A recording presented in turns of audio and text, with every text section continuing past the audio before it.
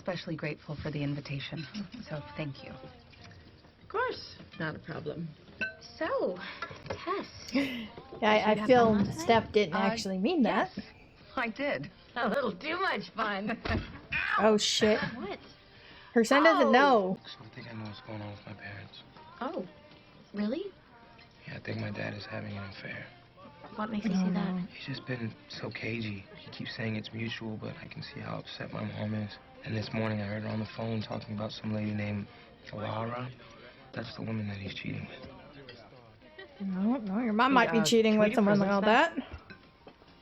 Sure. Oh my goodness, Callie. That's Beautiful. great shot. When did you take this, sneak pants? When you weren't looking. Obviously. For me, 2 stems for my 2 lovely mamas. Thank you. So beautiful. And I got you these. What's wrong with Jesus? Did he not get anything?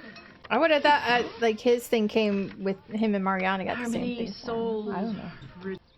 I thought that the brunch was our present. Oh, is that why you helped out so much? Yeah, I cut the kiwi.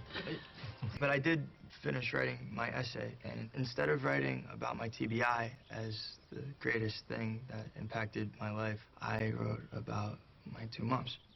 So I'm not gonna read the whole thing, but I do want to read the last paragraph. My moms saved me and my sister from more nights of despair and terror.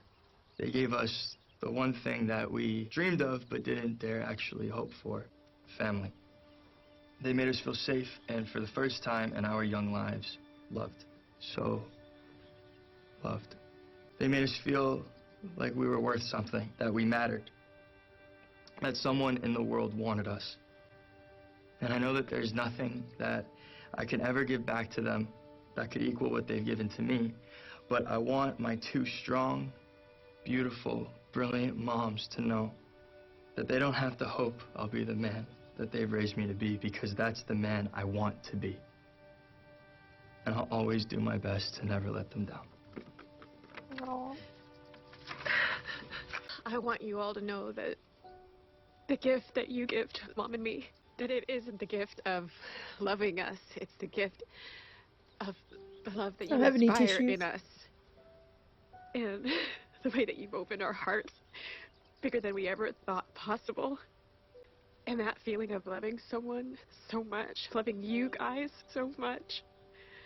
We can't ever repay you. We love you. Hey, you want to go to the cemetery later? Yeah. There you go, Callie. Oh shit, please tell me nothing's wrong with Grace. Hey, I'll be right back, okay? Hey, everything all right? Who the hell Did she do just you find think you out? are? Yeah. What do you mean? I know Grace made you her proxy. Whose idea was that? Yours? No, of No, course not. it wasn't yours. Is everything all right? This is Grace's mom. Hi. Hi. Is she okay? Somehow your son convinced my daughter to put him in charge No, he did of all not. decisions regarding her health. No, he didn't. Why would she do this? I think she's afraid Because you don't listen, that's we will why. honor her wishes. The only person whose choice it is here is Grace. And if she trusts me to do what she wants, then maybe it's up to her. Brandon, what you don't know is that Grace didn't want any more chemo the last time she got sick. She just wanted to give up. But she wasn't old enough to make her own decisions, so I made her keep fighting. That Because bought you're her 6 being more selfish. Years, and because of those 6 years, there are new treatments, like the gene therapy she just did, which could very well cure her. So you see, what Grace wants may not be what's best for Grace. Or you. Don't kid yourself, honey. When it comes to whether my daughter lives or dies, you are not capable of taking on a decision like that. I don't believe it should be his decision. Honestly. But she's not respecting her daughter's wishes. Because she wants to keep her daughter around. Which I get as a parent. But it is Grace's life. Okay, so Logan thinks that his father is having an affair, and if no one's going to tell him the truth, I will. I think Steph's gonna break in a minute. What is going on in here? It is very rude to just leave our guest out there all alone. Okay. Don't talk to me. But don't you dare blame me for not knowing you were gay. okay? Because you never talked to me. You never cared what I thought. I mean, you know, you wanted your father's approval. Oh, yeah. You always went to him. What about when you did know I was gay, Mom, when I told you? How you disapproved? I did not disapprove. Yes, you did. You were upset because I was going to break up my marriage and my home. But, you know, you're fine with Tess breaking up her marriage, cheering her on, taking you out to gay bars and stuff. Where was that support for me, huh? Your own damn daughter. That was different. Mike was my son-in-law, and I cared about his feelings. You think I didn't care about his feelings? You think it didn't hurt when I saw him hurt? You think I wanted Brandon, my son, to be a kid from a broken family? To have to be shuttled back and forth between the two of us? You think I wanted to disappoint you and Dad? I tried so hard, Mom. I tried. I tried to be... To what? I tried to be straight, Mom. I tried to be normal. I tried to make Daddy proud. I tried to not be ashamed of myself. Hey, what's happening? She's freaking out. You're having a panic attack. Please. Okay. Oh, no. I need you to breathe. It's a stress response. Just breathe. Breathe from your abdomen, not your chest. I need you. She's trying to help you. Listen to Listen. me very carefully. I need you to touch 4 things. Just touch 4 things. Touch 4 things. Chair, pillow. Thank you. Curtains, a wall. Okay, now 3 things that you hear. Just listen. 3 things you hear. I hear your voice. I hear my breathing. Good. I hear a really annoying bird. Good. Okay, 2 things you smell. Your breath. Okay, that's uncalled for. Bacon for brunch. Good. 1 thing you can taste. Fear. Oh. Fear.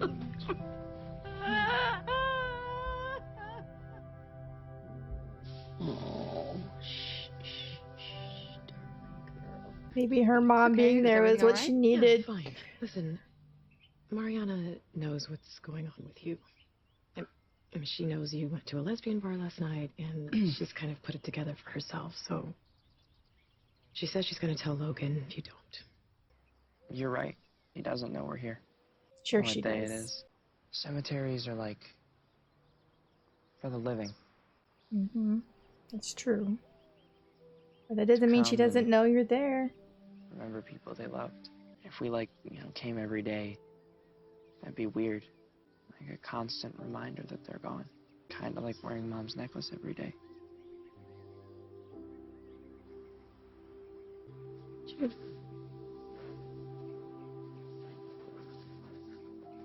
I wondered if it was him. The real reason why I can't let you be my proxy isn't because I don't trust that you're gonna do what I want. It's because I know if you do, you'll never forgive yourself. You won't see it as you respecting my wishes. You'll see it as you giving up on me. And you'll always question whether you should have made me fight, and you blame yourself. And I can never leave you with that burden, Mom. I'm glad they're talking now. I hope they don't have to make a decision. How do you know so much about panic attacks, Ma? I used to Probably have 'em. had some. Back then, they just thought you were nuts. Your dad, Frank, thought I could control it if I would just think happy thoughts.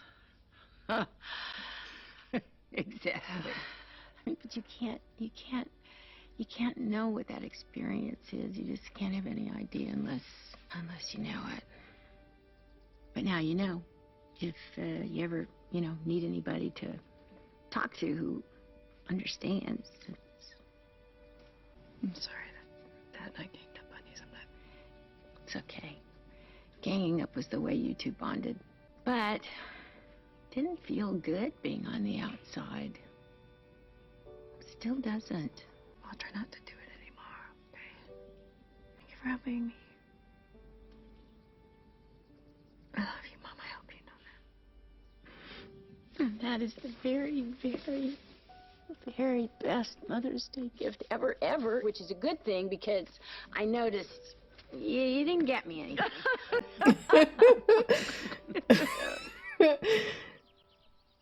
So do you come here often? Yeah. No. Much. I didn't think this episode was going to be this emotional. Callie had a dream about Mom last night. She asked her why she was wearing her necklace. I didn't answer. I just went to feel for it around my neck and it was gone. I don't really think dreams mean anything. No? Yeah, I didn't used to. But then when I was in prison, I was in this, it was like a therapy kind of group. And we talked about the dreams we had. I think they're there to try to help us work through things, to tell ourselves stuff. So what do you think I was trying to tell myself? Well, I'm not sure, but maybe just the fact that your mom asked you why you were wearing it and then it was gone, that could mean that you want permission to take it off. Could be. Oh, hey. Sorry to interrupt. Oh, does he have a date? Or not a date, a girlfriend? Sorry. So, it's not an appropriate place to date. Of course, I recognize you guys from the photos. You were younger. It's really, really nice to meet you. I'm Natalie. I'm sorry. Well, he doesn't want to tell him. I'd like to come over for dinner sometime at my place. Sure. She gonna try and talk to Mariana to not say anything? Hi. Did you forget something? No, I was just hoping that I could speak with you alone. I'm sure you know Logan's very upset about his father and me. And we're trying to make this separation as painless as possible on him. And if you hurt him by telling him something that you know nothing about, you're hurting him by not telling him what's going on. Always putting the blame on somebody else. Well, there's something I wanted to tell you about being your proxy person. I thought about it, and I'll do it. And that's what you really want. Thank you.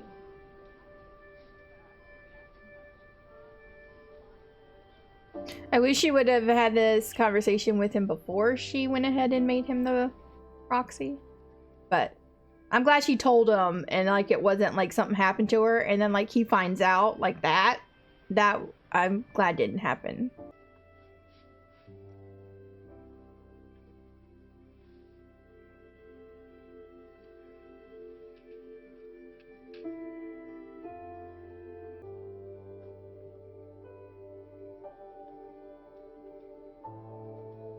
Come on, Callie. It's a very beautiful necklace. It's very pretty. Nana gave it to me. Did you say that you saw Donald? Yeah. He has a girlfriend. How do you feel about that? Fine. I think we've all been sad long enough. I can remember my mom without literally wearing my grief around my neck. That's good.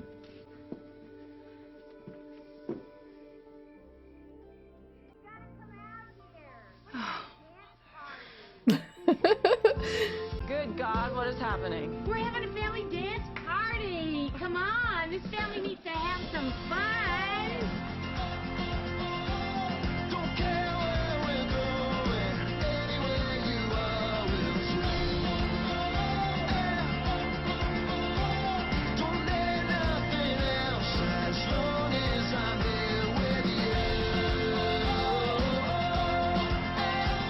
Don't care where we're Okay, guys, so that was the end of the Fosters, episode 15, and this was a really emotional episode for me. I wasn't expecting it to be so emotional, but we were dealing with Steph trying to get to the bottom of her panic attacks in this, and it really stems from childhood, really, for her. Her trying to be straight. She didn't want to disappoint her family, and she feels ashamed of who she is. And we've already known this before because she said it before, back probably I think it was season 1, because I think that's when her dad died with season 1, right? I remember her telling him that's how she felt, and she hated that she felt that way about herself. But yeah, so also we had Steph's mom came for Mother's Day. I'm surprised we didn't see Lena's mother. We haven't seen her in a while. But anyway, so Steph is having issues, okay, with her past and how she was treated, and how, like, in this episode she was seeing her mom treat somebody in a similar situation differently than she treated her own daughter when the same issues came up with sexuality and being married and stuff. You know, her mom's like taking this other girl to a gay bar, you know, and hooking her up with somebody, or helping her anyway. And then, you know, Steph has the memory of when she came out, her mom being disappointed. Not the fact, I don't think her mom was disappointed in the fact that she was a lesbian. She was just disappointed in the marriage breaking up and Mike getting hurt, because Mike was her son-in-law and she didn't want him to be hurt.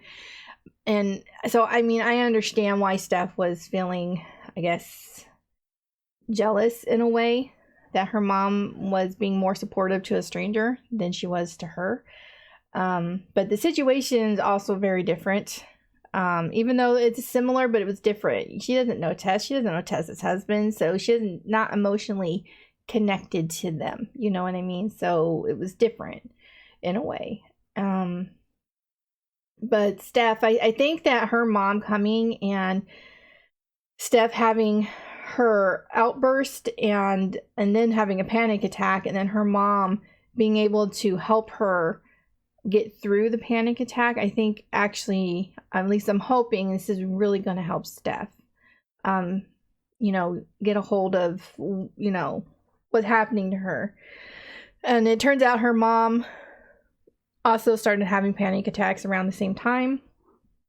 I hope that don't start happening to me. I'm about the same damn age as Steph in this. So I'm not quite 40 yet, but I'm going to be in just a couple months. So yeah, so I think it was good that her mom was here. And yeah, Steph had me emotional in this a lot. There was all kinds of difference. And then Jesus made me cry. And then it's just like, bleh. Tess can fuck off, you know, for all I care. I don't care that she is trying to figure herself out. You don't go and threaten Mariana because you don't want her to out you. Because in all honesty, Tess is hurting her own son. He's hurting right now because he doesn't understand what happened to his parents, and his parents not telling him anything is why he's hurting. Yeah, it's gonna hurt either way, but if he at least knew the reason, I'm sure that the husband would like to know the reason. He doesn't even know the reason. So it's just, Tess is being extremely selfish right now. And I don't think that she should be making threats to Mariana, because Mariana cares about her friend and his feelings and everything. So yeah, right now I'm not a fan of Tess. She can go fuck off for all I care. Yeah. So also Callie in this was trying to she was going through some stuff, okay? It all had to do with the necklace that she wears all the time. It was her mother's necklace. And I guess, you know, she was just feeling that it was time to let go, finally, for her. So yeah, so she was able to do that at the end of this. I like what she said, that, you know, everybody's been sad long enough and I can miss her without wearing the grief around my neck. So I love that. I mean, that may not have been exactly what she said, but it's basically what she said. So yeah, I love that, and I'm glad that hopefully she's going to move on and she's going to start to be happier. I do want her and Jimena to have a talk, though. I mean, they kissed and nothing was ever said about it again. Like, it's been episodes and nothing. So I just want to know what's going on with that. But I may not ever find out. They may never talk about it again. But yeah. So overall, this was a good episode. But also we had Brandon in this, dealing with finding out that he was Grace's medical proxy. So he makes it as big decisions about her health if she is unable to make the decisions herself. And then, of course, Grace's mom comes busting in and assuming Brandon is the one behind this whole thing and getting mad at him. But Grace actually finally had the talk with her mom and explaining to her why she did not choose her to be her proxy. And I think that was great that they had that conversation. I just hope that in the end, and they're making a big deal out of this, so I'm afraid it is actually going to come down to something like this. But I don't want him to have to make that kind of decision on whether or not to like pull the plug or something on her. I don't want that to happen. But I enjoyed this episode a lot, you guys. I hope you enjoyed my reaction. If you did, please give this video a like. If you have any suggestions on anything you'd like me to react to, please leave that down below, and I will see you in the next one. Bye.